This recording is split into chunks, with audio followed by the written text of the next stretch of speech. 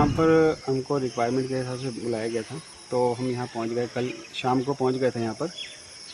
तो उसके बाद से हमने आज अपना इक्विपमेंट जिस हिसाब से हम सामान लाए थे उसको अपने मेंटेन करना था, तो आज सुबह आकर सबसे पहले अपने इक्विपमेंट्स को मेंटेन किया है, क्योंकि जब तक हमारे इक्विपमेंट हैं, हम इक्विपमेंट से ही लड़ाई लड़ते हैं अपनी, साथ में हौसले हमारे।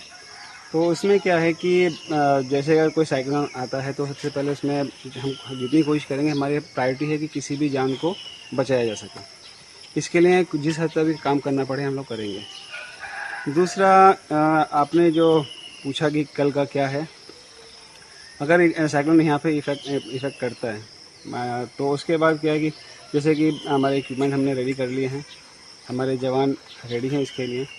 जिस भी तरह की आपदा आएगी, चाहे वो फ्लड से रिलेटेड हो, तो हमारी स्पीड बोट्स इसमें तैयार हैं, और अगर कोलैप्स होता है तो हम CSR ऑपरेशन के लिए भी यहाँ पे तैयार हो गए हैं।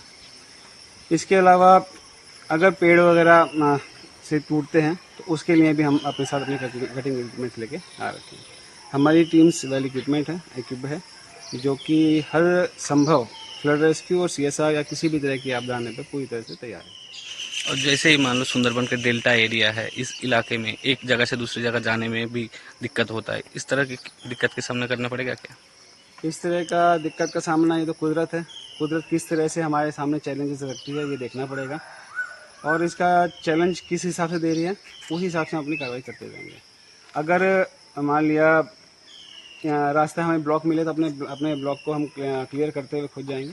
इसके अलावा कहीं पर भी अगर कोई जवान हमारा कोई इंसानी या जानवर की किसी की भी जान, जहाँ पे कुदरत की भी जान है, उसको बचाने के लिए हमें कुछ भी करना पड़ता है, हम हर कार्रवाई करेंगे। अभी तक यहाँ पर कितना जवान तैनात किया?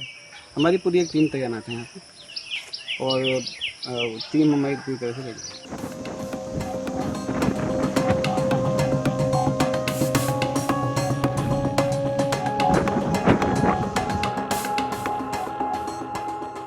রেমাল যে ঘূর্ণিঝড় আসছে, এটা নিয়ে আমরা আমাদের গোসাবা হচ্ছে একটি দ্বীপ অঞ্চল এলাকা। এখানে 9টা দ্বীপে 14টা অঞ্চল 9টা দ্বীপে ছড়িয়ে ছিটিয়ে রয়েছে। তো এখানে আমরা ব্লকে গোসাবা বিডিও অফিসে কন্ট্রোল রুম খুলেছি।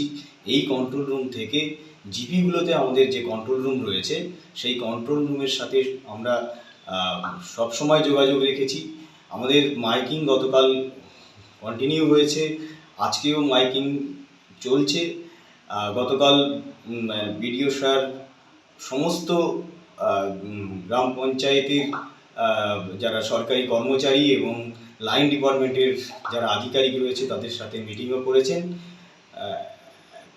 এবং আমাদের মৎস্যজীবী যারা রয়েছে তাদেরকে মাইকিং করে যেতে বারণ করা হয়েছে সমুদ্রে মাছ ধরতে। যারা ভালনারেবল বিভিন্ন এলাকায় রয়েছে তাদেরকে কিভাবে আমরা কোন কোন শেল্টারে আমরা তুলে আনতে পারবো, এলাকা ভিত্তিক তার একটা আইডেন্টিফাইড মানে রেস্কিউ শেল্টারের তালিকাও রয়েছে।